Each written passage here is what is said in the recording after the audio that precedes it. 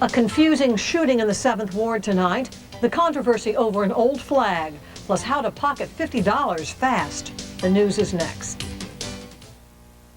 2 New Orleans police officers go to the hospital after a confrontation in the 7th Ward. Americans observed what would have been Martin Luther King's 71st birthday. And protesters in South Carolina call for the Confederate flag to come down for good. Eyewitness News Nightwatch starts in 30 seconds after the lottery.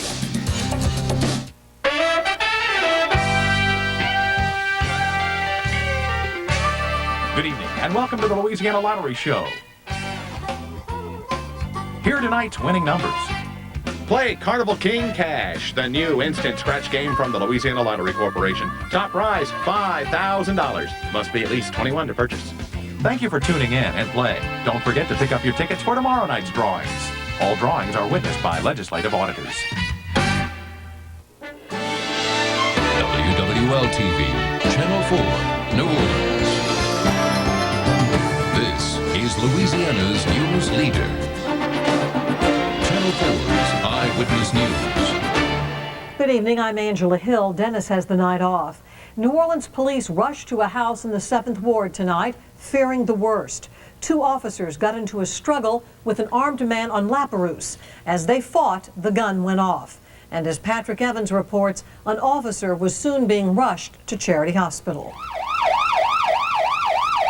In a matter of minutes, police cars were nearly everywhere, and one officer ended up in a car being rushed to Charity Hospital. A suspect in another car pleaded his own case. I didn't do nothing, man. You listen to me, bro? I didn't do nothing. Y'all come beat me on this, and I didn't do nothing. It all started at this house, 2525 Lapperouse Street. New Orleans police came to serve a warrant and arrest this man, 44-year-old Leroy Williams, for making threats. But there was trouble when police tried to cuff him. They attempted to handcuff him. As they attempted to handcuff him, he resisted. A struggle ensued. He produced a small caliber weapon. He attempted to shoot one of the officers in the side, at which time the officer was able to grab his hand. The perpetrator pulled the trigger, shooting himself in the ankle. At one point, though, it was feared at least one of the officers may have been shot. His comrades gathered at Charity Hospital awaiting the news. They were relieved, though, when word came over the police radio. The officer's not shot. We do have an officer with a minor injury. One of the officers received a cut hand during the struggle, and other officers had hurt his hand also. They're doing x-rays right now to see the severity of the injuries. Meantime, on the scene, the suspect tries to explain how he got the gun. I found that gun. I was about to say they got about 7 guns. Eventually, he too ends up at Charity Hospital. He'll be booked with resisting arrest, felon in possession of a firearm, and 2 counts of attempted murder of police officers. Now here's what police say started the entire incident. There was a woman inside the house on Lapperouse Street. She was married to another man. That man claims that Williams threatened him, and that man pressed charges against Williams. Cops went to the house to arrest Williams this evening, and that's when he resisted. How are the officers now? So far, we can tell you that one of the officers broke his hand, another one was hurt, but not seriously. They're doing well tonight. Okay, thanks, Patrick.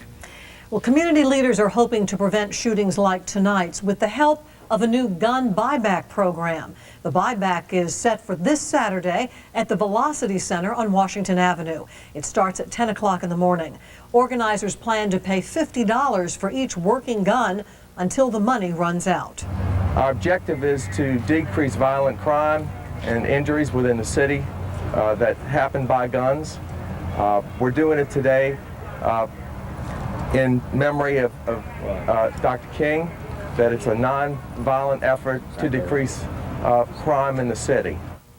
Organizers ask that you unload your weapon and wrap it in paper or plastic. They're also asking for donations to help buy back more guns. Donations can be made at any Bank One.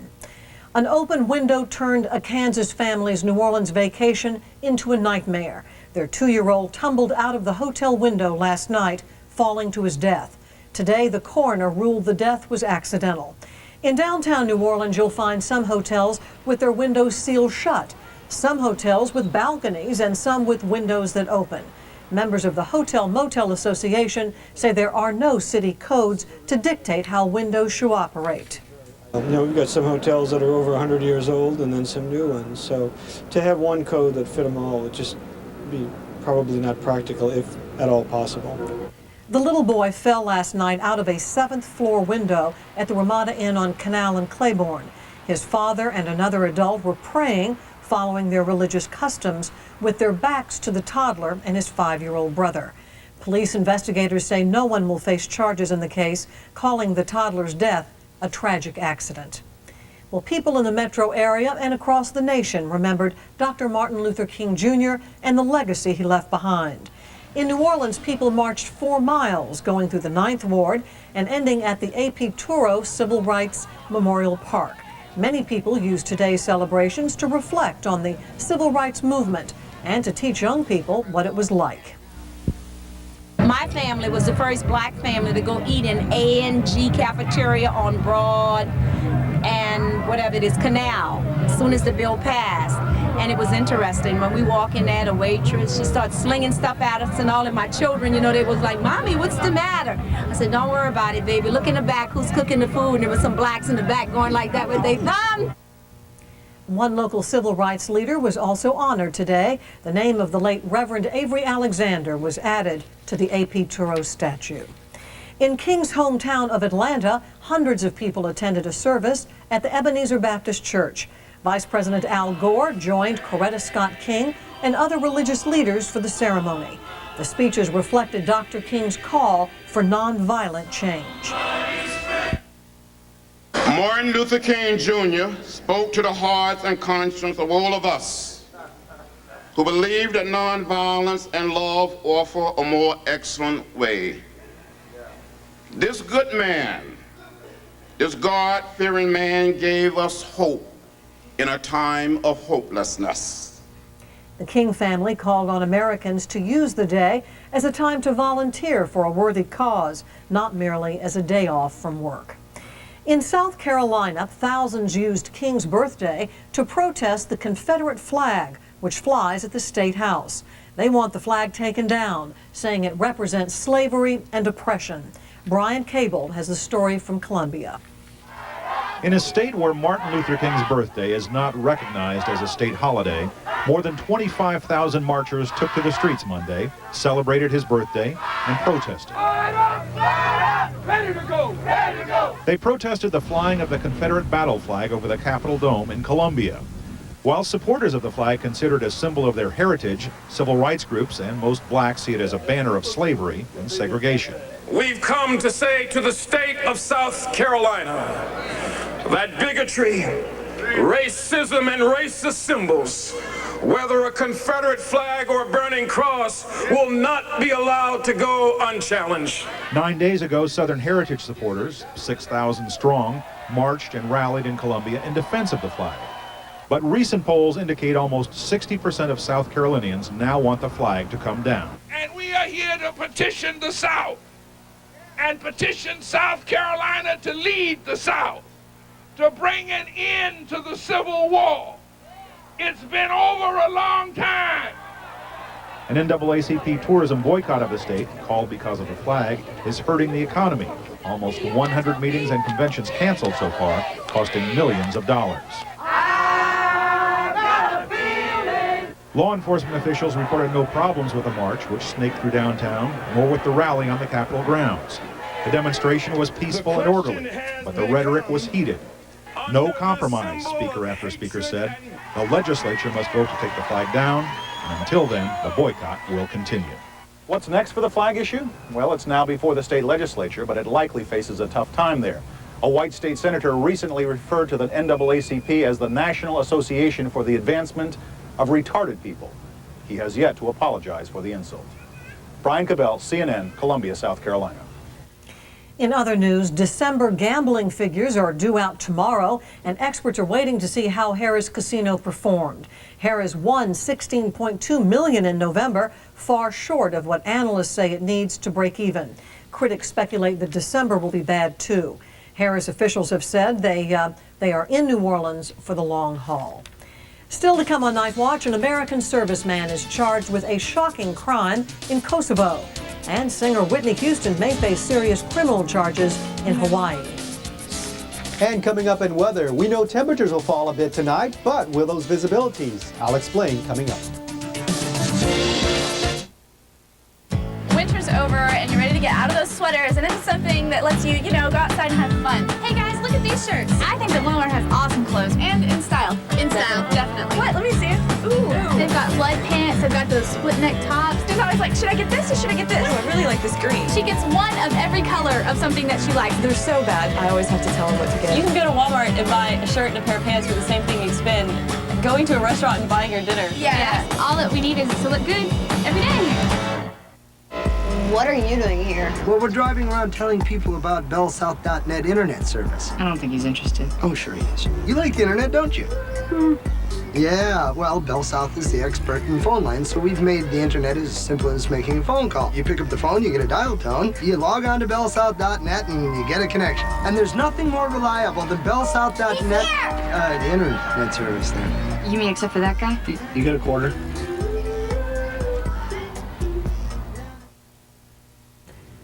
An American soldier who was supposed to be helping keep the peace in Kosovo now faces murder charges.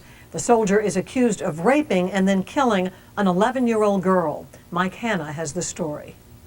A father mourns his dead daughter. The body of the 11-year-old ethnic Albanian girl was found near the Kosovo town of Batina Thursday. They killed her 20 meters from our house, says Hamdi Shabu. They took the body. She was just 11 and a half years old. And the man charged with the killing is a member of the international peacekeeping force in Kosovo, charged with protecting the region's residents. American soldier, Staff Sergeant Frank J. Ronji, was formally charged today with murder and indecent acts with a child. The accused U.S. soldier, deployed from Fort Bragg in North Carolina, has been transferred out of the region and is now being held at the Mannheim confinement facility in Germany, pending investigation by a U.S. military magistrate. And at the conclusion of the investigation, the investigating officer will recommend to the convening authority whether the charges should be referred to a court-martial. The senior U.S. military official in Kosovo has sent a personal letter of condolence to the family, in which he pledges that the army will spare no effort in bringing the matter to justice. Mike Hanna, CNN, Frankfurt, Germany. At least 6 people were killed by a bomb that exploded in Pakistan. Police say the explosion happened near a bus stop where dozens of people were waiting. At least 31 people were hurt. So far, no suspects have been arrested and no one has claimed responsibility for the explosion. Hundreds of Iraqis marked the 9th anniversary of the Gulf War by demonstrating in the streets of Baghdad. Saddam Hussein gave a speech lashing out at the countries who drove Iraq out of Kuwait. The protesters called for an end to the economic sanctions against Iraq, saying the Iraqi people have been hurt by them. In Cuba, a top official admits the recent anti-American protests were orchestrated by the Castro regime. Thousands of Cubans appeared last week, marching and waving signs for the return of 6-year-old Elian Gonzalez to his father in Cuba. The little boy is still with relatives in Miami, but the Immigration Service has ordered him to be sent home. It's unclear when he will leave. Last week, Attorney General Janet Reno lifted the immediate deadline to give the boy's family a chance to argue their case in federal court. Singer Whitney Houston could face drug charges in Hawaii. Houston was passing through an airport security check in Kona, Hawaii, when an officer allegedly found a half-ounce of marijuana in one of her bags. Houston boarded a plane for San Francisco and left before local police arrived. Airport security officers are only allowed to detain people who breach airport security. They've turned the case over to a local prosecutor. Singer Marie Osmond is separating from her husband of 13 years. Osmond says the separation is a friendly one. She gave birth to her 7th child last year and had a highly public bout with postpartum depression. Coming up, Carl says this week looks more like spring than winter, and NASA gives up on its mission to Mars, but will there be future trips to the Red Planet?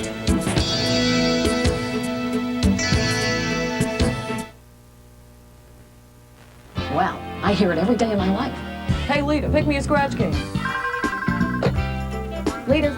Dwayne, I can't talk right now. Okay, bye. It's lunch Like I always say. Oh, do I have a game for you. High Stakes on the Bayou, the new $5 instant scratch game from the Louisiana Lottery. Top prize, $100,000. Win up to 18 times on each ticket. Play High Stakes on the Bayou. Top prize, $100,000. We have a winner. Play Louisiana Lottery instant scratch games on each pillow. Live a little. 33 years, 186 million batteries, over 700 billion starts.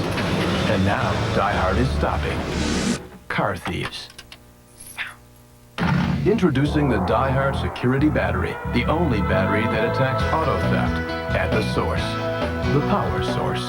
Die Hard Security. To learn more, call us or come see it at Sears. The good life at a great price, guaranteed.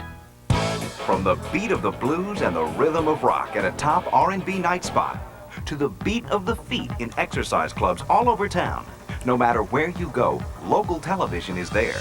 TV reaches over 1 million consumers daily in Southeast Louisiana and Mississippi.